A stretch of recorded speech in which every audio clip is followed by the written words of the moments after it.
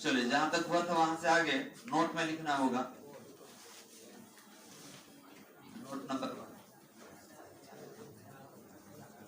Number 1। तो देखिए बालक, अगर आपसे पूछा जाए घनत्व के बारे में, तो घनत्व में आप बताएंगे कि द्रव्यमान बटा आयतन को घनत्व बताया जाता है। लेकिन घनत्व भी 3 प्रकार का होता है, एक रैखिक घनत्व, एक पृष्ठीय घनत्व, एक आयतन घनत्व। तो ध्यान देंगे, नोट नंबर 1 में सबसे पहले देखा जाए रैखिक घनत्व के बारे में। रैखिक घनत्व, रैखिक घनत्व। तो ध्यान देंगे, रैखिक घनत्व क्या होता है, तो प्रति इकाई लंबाई में उपस्थित द्रव्यमान को रैखिक घनत्व कहा जाता है। क्योंकि आप घनत्व पढ़े द्रव्यमान बटा आयतन और आप लिखते हैं प्रति इकाई आयतन में उपस्थित द्रव्यमान को घनत्व कहा जाता है, लेकिन याद रखेंगे उसका नाम आयतन घनत्व है। तो सवाल ये है कि जिसके पास आयतन नहीं रहेगा उसका घनत्व कैसे निकालेंगे। तो आयतन नहीं रहेगा तो कुछ ना कुछ रहेगा, उसके पास लंबाई है। रैखिक जो बना हुआ है रेखा से बना हुआ है। तो याद रखेंगे कि अगर कोई रेखा है इसका मतलब इस पर हम लोग रैखिक घनत्व निकालेंगे। तो इसके पास क्या है बालक, केवल लंबाई है। तो ये क्या होगा, प्रति इकाई लंबाई पर उपस्थित द्रव्यमान को क्या कहेंगे, रैखिक घनत्व। अब दूसरा आता है पृष्ठीय या क्षेत्रफल घनत्व कहा जाता है। तो इसको कहेंगे पृष्ठीय घनत्व। तो पृष्ठ को सतह भी कहा जाता है बालक। तो ये बताइए सतह के लिए कितना लंबाई होना चाहिए, 2 लंबाई गुने चौड़ाई, जिसको क्षेत्रफल कहा जाता है। अभी जो बोर्ड पे हम लिख रहे हैं इसके पास क्षेत्रफल है, क्योंकि लंबाई है और चौड़ाई है। तो पृष्ठीय घनत्व कितना होगा, तो आप बोलेंगे प्रति इकाई क्षेत्रफल पर उपस्थित द्रव्यमान को पृष्ठीय घनत्व कहा जाता है। एक और है आयतन घनत्व। ये है आयतन घनत्व। आयतन घनत्व, तो ये क्या होगा, प्रति इकाई आयतन में उपस्थित द्रव्यमान को आयतन घनत्व कहा जाता है। तो तीनों देख लीजिए। सबसे पहले ए नंबर में है रैखिक घनत्व, प्रति इकाई लंबाई में उपस्थित द्रव्यमान को रैखिक घनत्व कहा जाएगा। और इसके लिए हम कोई ऐसा पिंड लेंगे जिसके पास एक ही लंबाई हो। जैसे बताए थे तार, वायर है तो वायर के पास केवल एक ही लेंथ है। तो इसका जब निकालेंगे तो हम लोग क्या निकालेंगे, रैखिक घनत्व निकालेंगे। इसके बाद सेकंड में आते हैं पृष्ठीय घनत्व। तो पृष्ठ मतलब सतह होता है। इसका मतलब ऐसा पिंड जिसके पास लंबाई चौड़ाई दोनों हो, जिसका हम क्षेत्रफल निकाल सके। ऐसे पिंड के लिए अगर आवेश का घनत्व निकालना होगा तो कौन सा निकालेंगे, पृष्ठीय घनत्व। और तीसरा है आयतन। आयतन मतलब जिसके अंदर धारण करने का क्षमता हो। जैसे गोला ले लिए, अब गोला के अंदर कोई चीज धारण करने का क्षमता होता है। तो इसके लिए जब आवेश का घनत्व निकालेंगे तो क्या लिखेंगे, आयतन घनत्व। तो याद रखिएगा कि 3 तरह का हम लोग घनत्व लेने वाले हैं, एक रैखिक, एक पृष्ठीय और एक आयतन। तो नोट नंबर 1 में ABC करके तीनों लिख लीजिएगा। नोट नंबर 1 में ABC करके तीनों लिख लीजिए।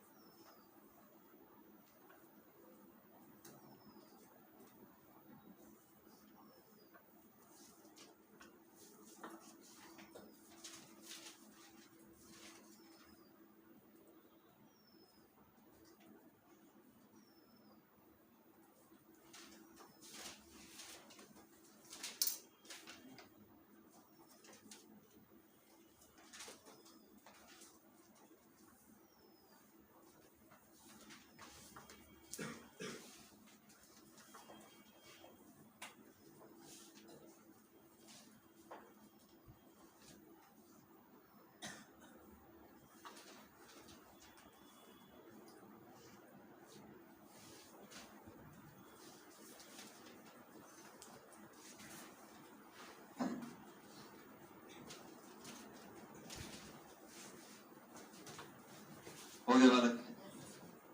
तो ए बी सी करके तीनों लिख लिए। तो याद रखिएगा केवल आयतन के साथ ही नहीं, लंबाई के साथ और क्षेत्रफल के साथ, दोनों के साथ हम क्या निकाल सकते हैं, घनत्व। चलिए यहां से आगे लिखना होगा, पैराग्राफ चेंज करके लिखना होगा बालक। आवेश के, जिनका हो गया पैराग्राफ चेंज करके लिखिए। आवेश के सतत वितरण के आधार पर, आवेश के सतत वितरण के आधार पर, आवेश के सतत वितरण के आधार पर तीन प्रकार के,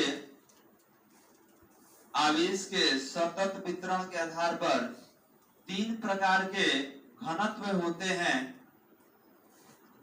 आवेश के सतत वितरण के आधार पर तीन प्रकार के घनत्व होते हैं जो निम्न हैं। आवेश के सतत वितरण के आधार पर तीन प्रकार के घनत्व होते हैं जो निम्न हैं, और डैश दे दीजिए बालक। तो हम लोग तीन तरह का घनत्व पढ़ने वाले हैं, जो कि सामने आप देख रहे हैं, यही तीनों पढ़ेंगे। इसका नाम थोड़ा सा अलग होगा। अब देखिए कौन कौन होगा। तो पहला का नाम है आवेश का, पहला का नाम होगा आवेश का रैखिक घनत्व। आवेश का रैखिक घनत्व, आवेश का रैखिक घनत्व, लीनियर डेंसिटी, आवेश का रैखिक घनत्व, लीनियर डेंसिटी ऑफ चार्ज, आवेश का रैखिक घनत्व, लीनियर डेंसिटी ऑफ चार्ज। दूसरा है आवेश का पृष्ठीय घनत्व, आवेश का पृष्ठीय घनत्व, आवेश का पृष्ठीय घनत्व, surface density of charge, surface density of charge.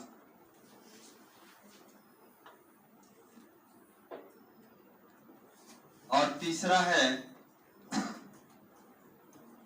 आवेश का, आवेश का आयतन घनत्व, आवेश का आयतन घनत्व, आवेश का आयतन घनत्व,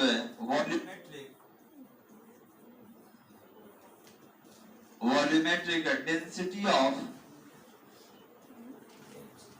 वॉल्यूमेट्रिक डेंसिटी ऑफ चार्ज। यही तीनों पढ़ना है बालक, एक एक करके। सबसे पहले आवेश का रैखिक घनत्व, आवेश का पृष्ठीय घनत्व, आवेश का आयतन घनत्व। तो पहले तीनों लिख लीजिए और फिर एक नंबर वाला हेडिंग दे दीजिएगा, आवेश का रैखिक घनत्व, उसी को परिभाषित करेंगे।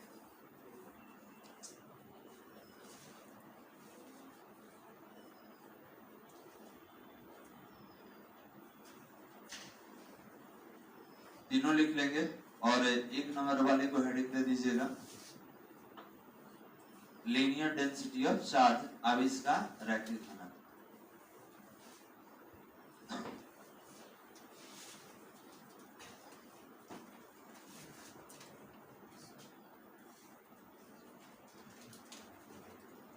कोई वाला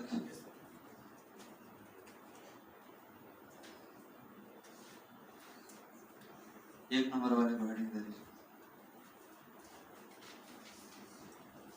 तो याद रखेंगे जहां पर रैखिक आ जाएगा वहां पर कोई ऐसा पिंड लेना है जिसके पास एक ही लंबाई हो, या तो केवल लंबाई हो, या तो केवल चौड़ाई हो, या तो एक ही लंबाई उसके पास होना चाहिए। तो लिखेंगे किसी सुचालक तार के, किसी सुचालक तार के, किसी सुचालक तार के प्रति इकाई लंबाई पर किसी सुचालक तार के प्रति इकाई लंबाई पर स्थित आवेश को प्रति इकाई लंबाई पर स्थित आवेश को प्रति इकाई लंबाई पर स्थित आवेश को आवेश का प्रति इकाई लंबाई पर स्थित आवेश को आवेश का रैखिक घनत्व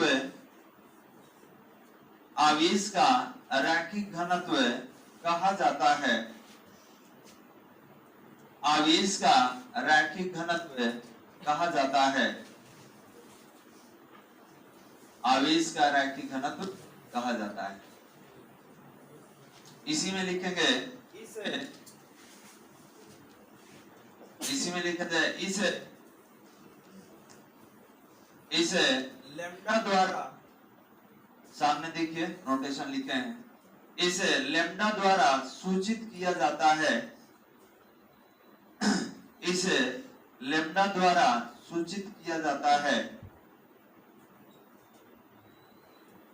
इसे लैम्डा द्वारा सूचित किया जाता है। अब देखिए वाला डायग्राम के माध्यम से समझते हैं। कोई चालक तार है, ध्यान देंगे, चालक तार है और इस पर आवेश का सतत वितरण है और इसका लंबाई कितना ले लिया जाए, L। तो आपसे पूछा गया कि बताइए आवेश का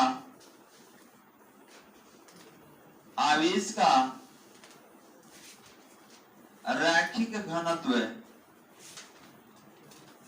आवेश का रैखिक घनत्व लैम्डा इक्वल टू ये चार्ज पर यूनिट लेंथ। देखिए इधर परिभाषा कैसे लिखेंगे, तो सूत्र से ही परिभाषा आप लिख सकते हैं। कहेंगे प्रति इकाई लंबाई पर उपस्थित आवेश को आवेश का रैखिक घनत्व कहा जाता है। फिर से बालक, प्रति इकाई लंबाई पर उपस्थित आवेश को आवेश का रैखिक घनत्व कहा जाता है। लिखेंगे कैसे, लैम्डा से। तो डायग्राम बना के इसको लिख लीजिए। डायग्राम बना के लिखो।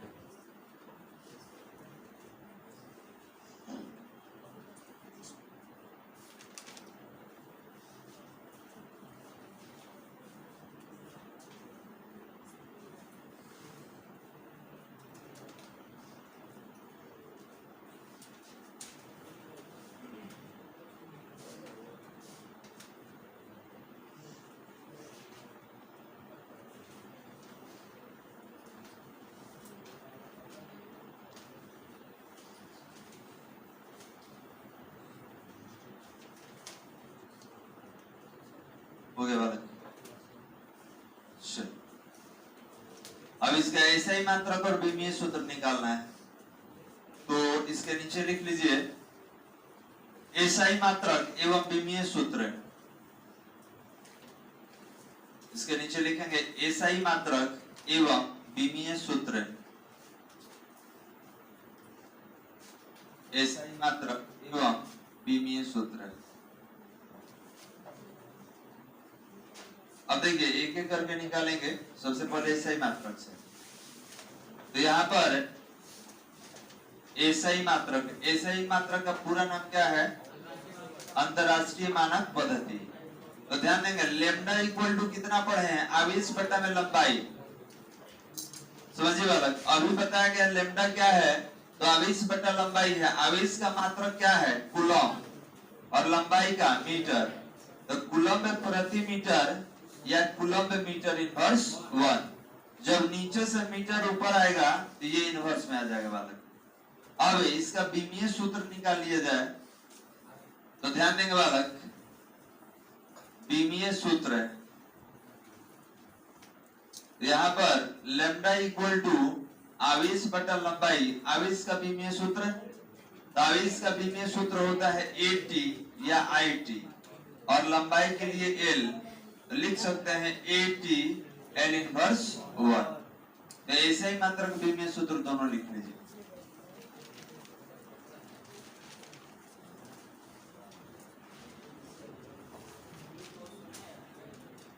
ऐसे ही मात्रक और विमीय सूत्र दोनों लिखें।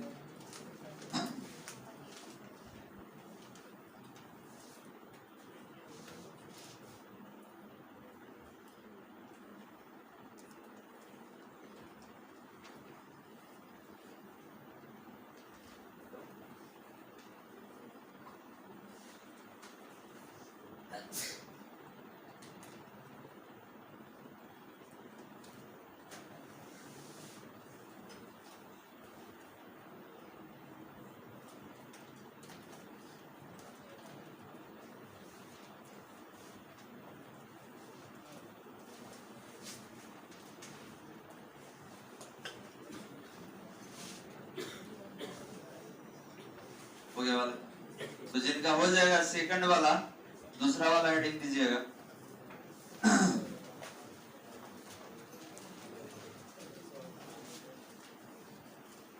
अब ये जब भी पूछा जाएगा तो आपके एग्जाम में लघुत्तरीय प्रश्न है, शॉर्ट टाइप क्वेश्चन में इसको पूछा जाता है। अब तीनों में से कोई एक पूछ देगा, आवेश का पृष्ठीय घनत्व तो क्या है, इसका ऐसे ही मात्रक और बीमीय सूत्र लिखिए। तो तीनों में से कोई रह सकता है। तो सेकंड वाला परिभाषित करेंगे, आवेश का पृष्ठीय घनत्व। ध्यान देंगे, ये सेकंड वाला हम लोग परिभाषित करेंगे, आवेश का पृष्ठीय घनत्व। लिखा जाए किसी चालक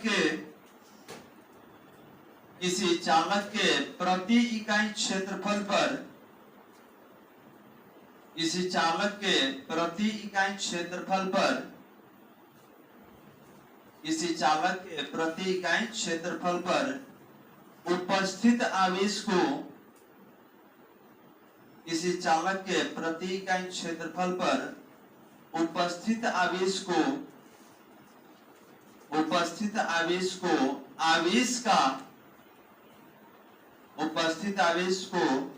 आवेश का पृष्ठीय घनत्व कहा जाता है। आवेश का पृष्ठीय घनत्व कहा जाता है। उपस्थित आवेश को आवेश का पृष्ठीय घनत्व कहा जाता है।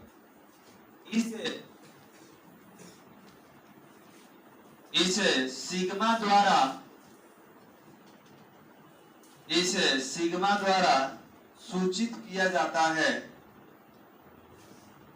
इसे सिग्मा द्वारा सूचित किया जाता है। इसे सिग्मा द्वारा सूचित किया जाता है।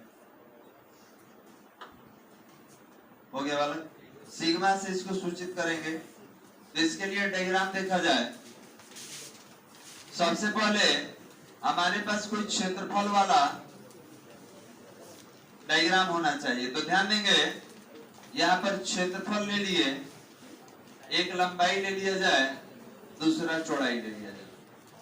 अब बताइए इस पर आवेश कितना होगा, तो प्लस प्लस सारा। तो जिसके पास लंबाई चौड़ाई है इसका मतलब उसके पास क्षेत्रफल है। अब लिखेंगे आवेश का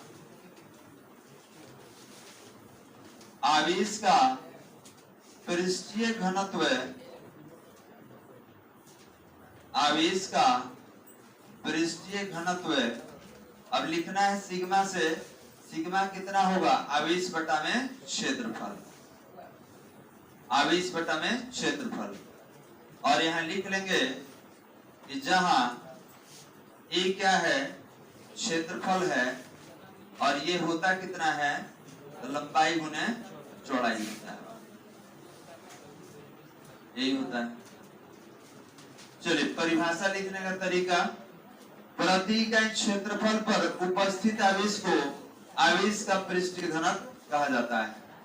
प्रति इकाई क्षेत्रफल पर उपस्थित आवेश को आवेश का पृष्ठीय घनत्व कहा जाता है। सूचित करने का तरीका सिग्मा। और डायग्राम बना के नीचे इसको लिखिए।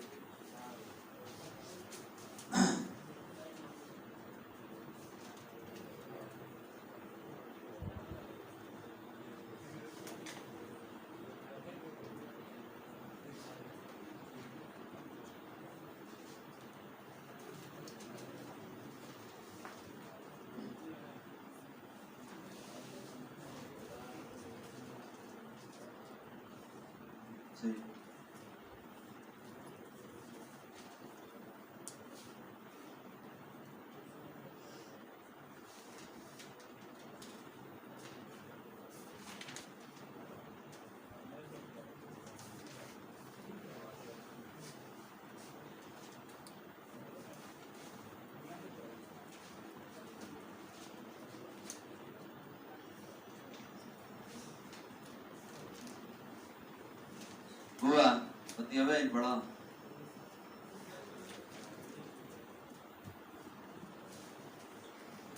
हो गया वाला। चलिए एसआई मात्रक एवं बीमीय सूत्र लिखकर डैश दीजिए। एसआई मात्रक एवं बीमीय सूत्र एसआई मात्रक एवं बीमीय सूत्र।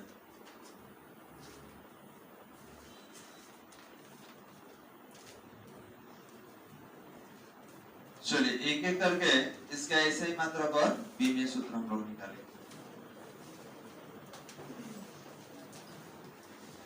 सबसे पहले एसआई मात्रक अंतरराष्ट्रीय मानक पद्धति, तो सिग्मा बराबर आवेश बटा में क्षेत्रफल, आवेश का मात्रक कूलम्ब है और क्षेत्रफल का मीटर स्क्वायर, इसको लिखेंगे कूलम्ब प्रति मीटर स्क्वायर या कूलम्ब मीटर इनवर्स 2। यही आपका एसआई मात्रक है बालक। अब बीमीय सूत्र है, ध्यान देंगे बीमीय सूत्र डायमेंशनल फॉर्मूला होता है, तो सिग्मा बराबर आवेश बटा में क्षेत्रफल, तो आवेश का बीमीय सूत्र क्या बताया गया है 80 और क्षेत्रफल में लंबाई गुने चौड़ाई 2 गो लंबाई होता है, तो L इंटू L। क्षेत्रफल के लिए अगर लिखना हो तो लंबाई गुने चौड़ाई, देखिए क्षेत्रफल बताए थे कि लंबाई गुने चौड़ाई, तो लंबाई भी लंबाई है चौड़ाई भी लंबाई है, तो दोनों का L इंटू L हो गया, तो L इंटू L स्क्वायर हो जाएगा बालक, और ये होगा A T, ये दोनों को ऊपर लेके आइए, तो L इनवर्स 2 लिख लेंगे। एसआई मात्रक बीमीय सूत्र दोनों लिख,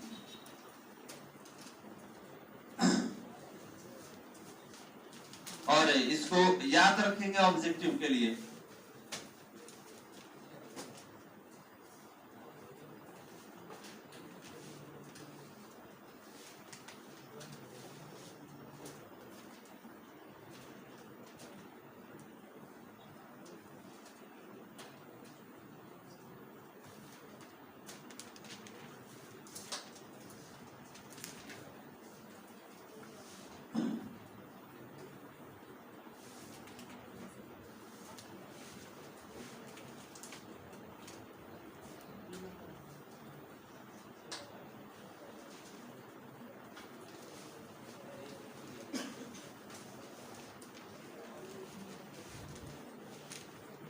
जिनका हो जाएगा तीसरा वाला थर्ड, आवेश का आयतन घनत्व।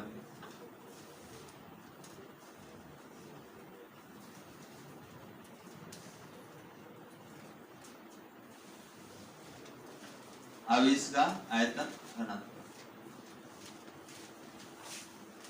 हो गया वाला। तो देखिए 3 पढ़े थे आवेश का रैखिक पृष्ठीय, ये दोनों हो चुका है। तीसरा वाला आवेश का आयतन घनत्व, तो लिखेंगे थर्ड वाले को, किसी चालक पर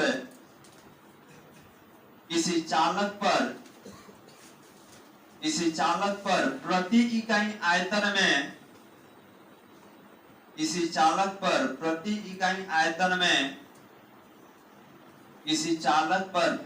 इकाई आयतन में उपस्थित आवेश को,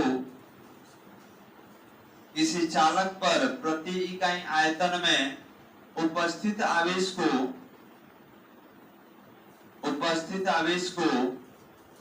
आवेश का आयतन घनत्व, उपस्थित आवेश को आवेश का आयतन घनत्व कहा जाता है। आवेश का आयतन घनत्व कहा जाता है, आवेश का आयतन घनत्व कहा जाता है। इसी में लिखेंगे इसे रो द्वारा सूचित किया जाता है, इसे रो द्वारा सूचित किया जाता है, इसे रो द्वारा सूचित किया जाता है।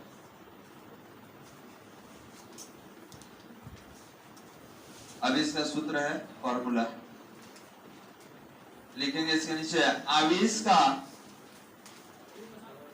डायग्राम बना के नीचे आवेश का आयतन घनत्व,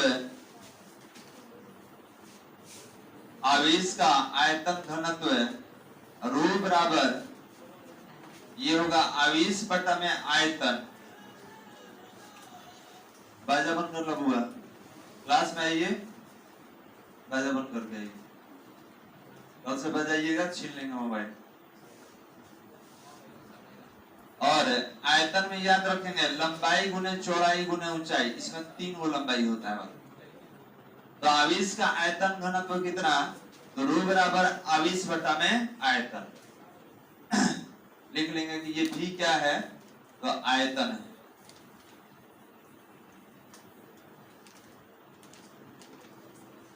तो आयतन के लिए कम से कम 3 लंबाई होना चाहिए आपके पास, लंबाई चौड़ाई ऊंचाई। क्या हुआ, हाँ तीनों में से कोई एक पूछा जाएगा, तो तीनों तरह का क्या है, कैसे पढ़ाया जाता है, एक दिन पढ़ा जाता है, तीनों याद रखिए। देखिए लघुत्तरीय में जब रहेगा तो लघुत्तरीय में, और लघुत्तरीय में रहेगा तो एक लिखना है आपको। साइंस जब ले लिए हैं बालक, थोड़ा सोचने का, बोलने का, हर चीज का तरीका बदलिए। पूछ रहे हैं तो पहले सोच लीजिएगा पूछ क्या रहे हैं, पूछने वाला क्वेश्चन है कि नहीं। पहले ही हम बताए हैं कि लघुत्तरीय में रहेगा तो एक पूछेगा, और 3 को पूछेगा तो दीर्घ हो जाएगा, और 3 को पूछबे नहीं करेगा। ठीक है, तो ये पढ़ने के लिए बताया जा रहा है। एग्जाम में अब ये भी होगा कि सर आएगा कि नहीं आएगा, उससे हमको कोई मतलब नहीं है आएगा कि नहीं आएगा। सिलेबस में है, +2 के सिलेबस में तो हम पढ़ा रहे हैं, ठीक है। क्योंकि अगर परीक्षा में आने वाला पढ़ाया जाए तब तो 6 महीने में आपका कोर्स कंप्लीट हो जाएगा। तब लाइट 3 महीना पढ़ाने की क्या जरूरत है, 1 महीने में खत्म हो जाएगा। पढ़ना है ढंग से पढ़िए, जो सिलेबस में है वही हम पढ़ाएं, ठीक है। परीक्षा में आए या नहीं, और आपके एग्जाम में आपका सिलेबस ही पूछा जाता है और कुछ नहीं पूछा जाता है। आपको एक्स्ट्रा कोई मेहनत नहीं करना है, जितना सिलेबस है उतना पढ़ लीजिए, आपके सिलेबस से बाहर क्वेश्चन नहीं रहता है, ठीक है। जो भी +2 में पूछा जाता है वो सब आपके सिलेबस के अंदर ही पूछा जाता है। और इसके बाद जितना कॉम्पिटिटिव एग्जाम दीजिएगा, बहुत बच्चे एनडीए के लिए अलग से पढ़ते हैं, कोई जरूरत नहीं है, ठीक है। मैथ का एक पेपर होता है स्पेशल, मैथ में थोड़ा सा मेहनत कर दीजिए। आप जो एनसीईआरटी बना रहे हैं उसके अलावा एक आरडी शर्मा का बुक है वो बना लीजिए, केसी सिन्हा बना लीजिए, जरूरत नहीं है उसके लिए अलग से तैयारी करने का। इसके बाद फिजिक्स में ज्यादा नहीं 25 गो क्वेश्चन ही रहता है, तो जितना बता रहे हैं इससे बाहर रहेगा ही नहीं, उसके लिए अलग से तैयारी नहीं करना है, ढंग से मेहनत कर दीजिए, निकल जाएगा। और ये जो पढ़ा रहे हैं केवल +2 के लिए नहीं है बालक, ठीक है। ये हमेशा के लिए हर एग्जाम में कहीं ना कहीं क्वेश्चन पूछा जाता है। अब इस बार एनसीईआरटी में बहुत सारा टॉपिक हटा दिया है, तो आने वाले जो बच्चे हैं थोड़ा कम पढ़ेंगे, ठीक है। तो अब इसमें ज्यादा खुश होने वाली बात नहीं है। अगर आपको कम पढ़ाया जाए तो आपको तो बेहतर लगेगा चलो कम पढ़ना है, लेकिन ये भी समझ लीजिए कि आपको नॉलेज कम ही होने वाला है। और आने वाले कंपटीशन में कैसे आप अपने आप को रखिएगा ये आप ही को समझना होगा, ठीक है। अब मालूम चलेगा कि यही चीज फिर आपको अलग से पढ़ना पड़ेगा जो बताया जा रहा है, ठीक है। यही अलग से पढ़ना पड़ेगा क्योंकि सिलेबस हटा देगा और कॉम्पिटिटिव में पूछेगा उसमें नहीं हटाएगा। तो आपको 2 चीज है, या तो आप कंपटीशन में नहीं बैठेंगे या तो उसके लिए अलग से फिर पढ़ना पड़ेगा। तो इससे बेहतर है कि एक ही बार पढ़ लिया जाए। अभी पढ़ने के बाद +2 कोई दोबारा तैयारी नहीं करेगा एनडीए का, ठीक है। पहले ही दिमाग में सेट रखो। बहुत बच्चा पूछा था कि सर क्या करें, पढ़िएगा और क्या कीजिएगा, ठीक है। तो मैथ का एक अलग प्रैक्टिस सेट ले लेंगे आप। फिजिक्स केमिस्ट्री जो भी है इसके लिए अलग से आपको तैयारी नहीं करना है, जितना +2 में पढ़ना है वही आपके एग्जाम में रहेगा, उससे बाहर एकदम नहीं रहेगा। चलिए हो गया। एसआई मात्रक एवं विमीय सूत्र लिखकर डाल दे दीजिए। एसआई मात्रक एवं विमीय सूत्र,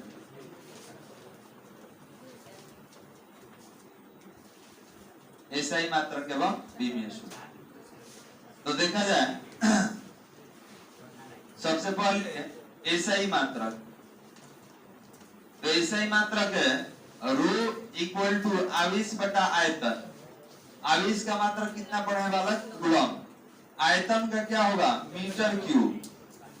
कूलम प्रति मीटर क्यूब या कूलम मीटर इनवर्स 3। नीचे से ऊपर आएगा तो माइनस में आ जाएगा बालक, अब इसके बाद बीमीय सूत्र निकालना है।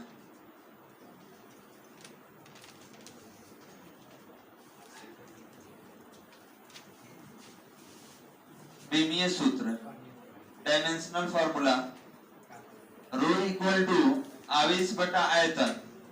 आवेश का हो जाएगा 80 और आयतन में 3 हो लंबाई, लंबाई गुने चौड़ाई गुने ऊंचाई, तो एल क्यू हो जाएगा।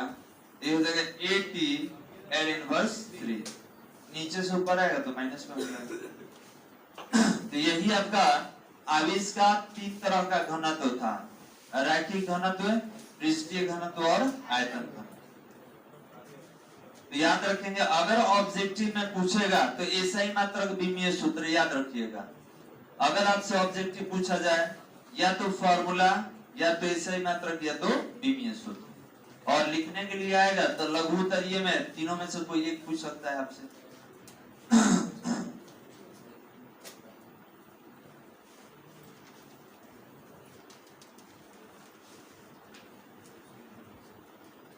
चलिए, तो यही था हमारा आवेश का वितरण।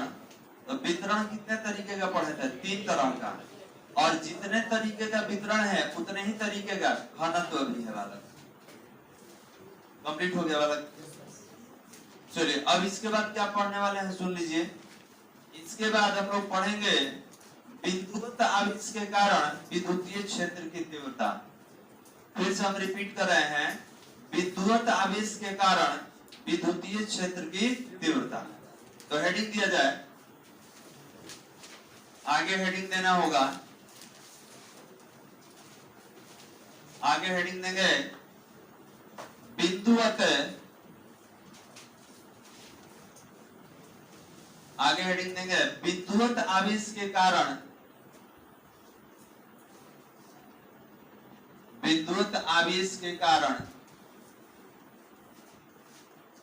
विद्युत आवेश के कारण विद्युतीय, विद्युत आवेश के कारण विद्युतीय क्षेत्र की, विद्युतीय क्षेत्र की, विद्युतीय क्षेत्र की तीव्रता का, विद्युतीय क्षेत्र की तीव्रता का व्यंजक, विद्युत आवेश के कारण विद्युतीय क्षेत्र की तीव्रता का व्यंजक। हो गया बालक। अगर इसको इंग्लिश में लिखना हो, the expression of, expression of electric, expression of electric field intensity, expression of electric field intensity due to point charge, due to point charge, विद्युत आवेश के कारण विद्युतीय क्षेत्र की तीव्रता का व्यंजक, expression of electric field intensity due two point charge. अब देखिए, विद्युत आवेश है लेकिन जिसके कारण निकालिएगा उसका नाम क्या होगा? स्रोत आवेश। 2 आवेश आपको बताए थे, स्रोत और परीक्षण। तो हमने बताया था कि स्रोत आवेश क्षेत्र बनाता है और परीक्षण आवेश से चेक करते हैं उसे क्षेत्र को। तो अगर हमको तीव्रता निकालना रहेगा विद्युतीय क्षेत्र का, तो हम स्रोत आवेश के कारण निकालेंगे कि परीक्षण आवेश के कारण? स्रोत आवेश के कारण, क्योंकि फील्ड तो वही बनाता है। चलिए, हेडिंग दे दिए बालक। लैंग्वेज थोड़ा सा लिखिएगा, तब डायग्राम हम लोग बनाएंगे। लिखेंगे, माना कि, लैंग्वेज लिखा जाए, माना कि कैपिटल क्यू, माना कि कैपिटल क्यू एक बिंदुवत स्रोत आवेश है। माना कि कैपिटल क्यू एक बिंदुवत स्रोत आवेश है, एक बिंदुवत स्रोत आवेश है जो मूल बिंदु पर, एक बिंदुवत स्रोत आवेश है जो मूल बिंदु पर स्थित है, जो मूल बिंदु पर स्थित है। अतः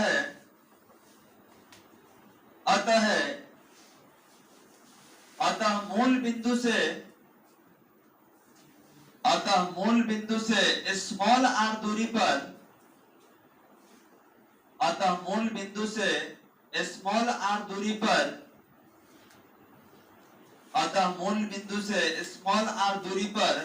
एक बिंदु P लिया गया है।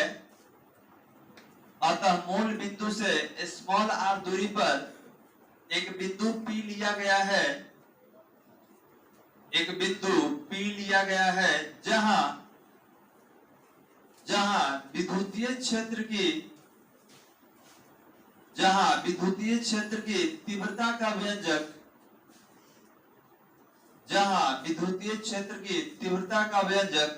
प्राप्त करना है। जहां विद्युतीय क्षेत्र की तीव्रता का व्यंजक प्राप्त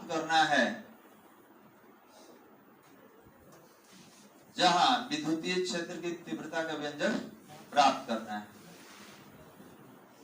ध्यान देंगे बालक, यह हमारा मूल बिंदु पर एक स्रोत आवेश है कैपिटल Q, और याद रखेंगे इससे स्मॉल आर दूरी पर, ध्यान देंगे बालक, इससे स्मॉल आर दूरी पर एक बिंदु P लिया गया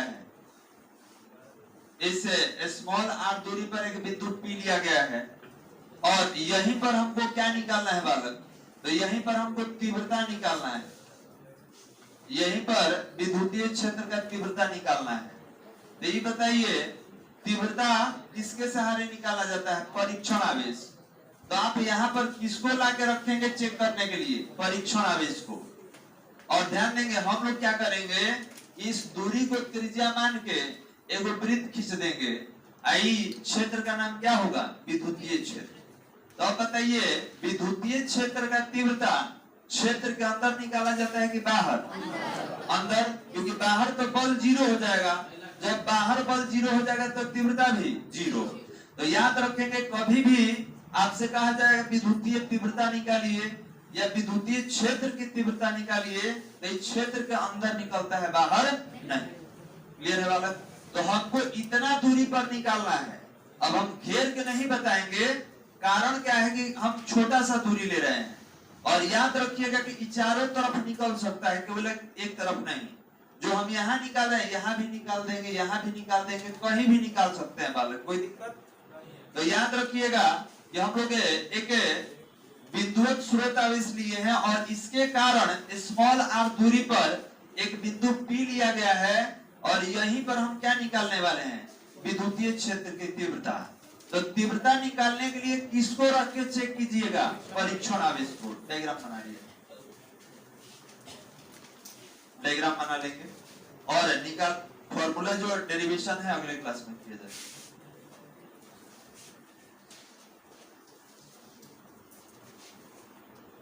तो याद रखेंगे कि हम P बिंदु पर तीव्रता निकालने वाले हैं। और ये डायग्राम बहुत तरीके से बनता है, XYZ अक्ष पे भी रख के हम लोग बना सकते हैं इसको।